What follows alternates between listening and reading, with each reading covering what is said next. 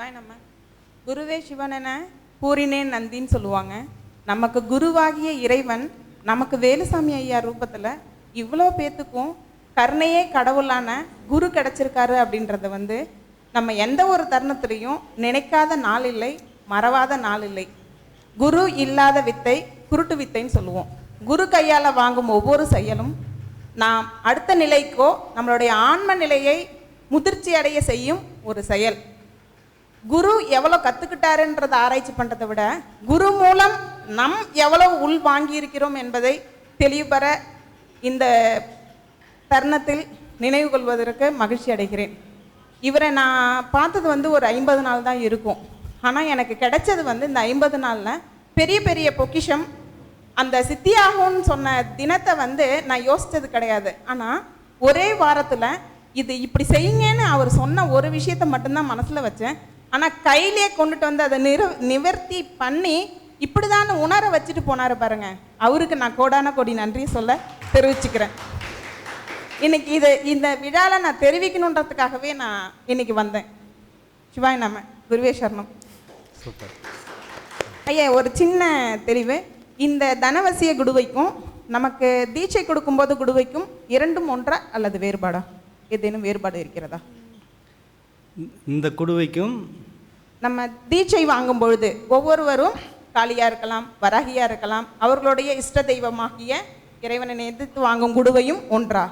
இப்போ வந்து தீட்சம் கொடுக்கக்கூடிய குடுவை வந்து குரு கையில் வாங்குறது 100% ஒன்று. நீங்களே கட்டி வச்சு பண்ணுறது அது சாத்தியம் கிடையாது. அதையும் நம்பிக்கையோடு பண்ணாங்கன்னா அதுவும் கண்டிப்பாக, ஏன்னா குரு சொல்லிட்டாரு இது பழிக்கணுன்றதுனால அதுவும் உங்களுக்கு வேலை செய்யும்.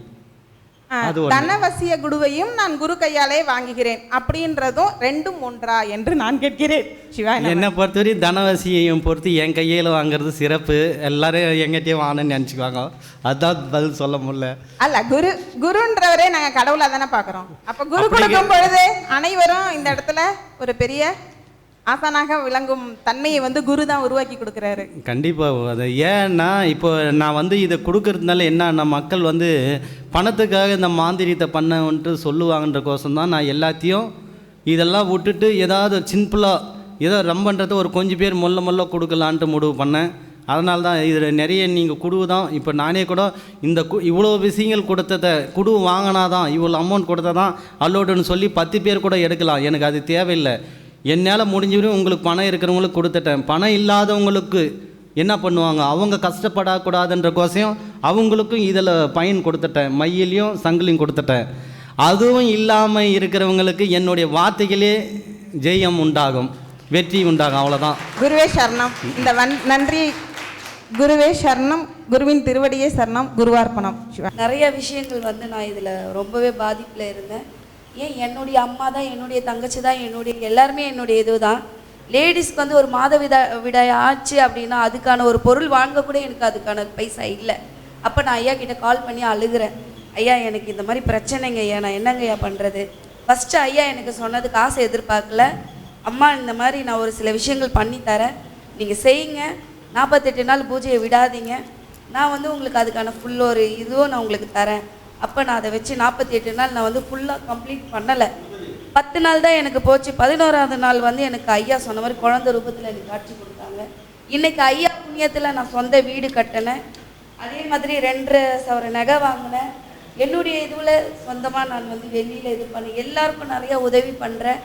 கேன்சர் பேஷண்ட்டுக்கு வந்து அன்னதானம் கொடுக்குறேன். நிறைய விஷயங்கள் சொல்லிகிட்டே போகலாம் ஐயானால். இன்றைக்கி வந்து நான் இப்படி இருக்கிறேன்னா அதுக்கு காரணமே எங்கள் ஐயா தான். இத்தனை பேர் எப்படின்னு எனக்கு தெரியாது. ஐயானால நான் நிறைய விஷயங்கள் வந்து என் லைஃப்லேயே நான் வந்து உணர்ந்திருக்கிறேன். நிறைய பேருக்கு ஹெல்ப்பும் பண்ணிகிட்டு இருக்கேன் இப்போ வரைக்கும். ஆனால் என்னுடைய பேர் வந்து வெளியே தெரியக்கூடாதுன்னு நினச்சிப்பேன். ஐயா தான் எனக்கு ஃபுல்லாகவே. நன்றிங்க ஐயா.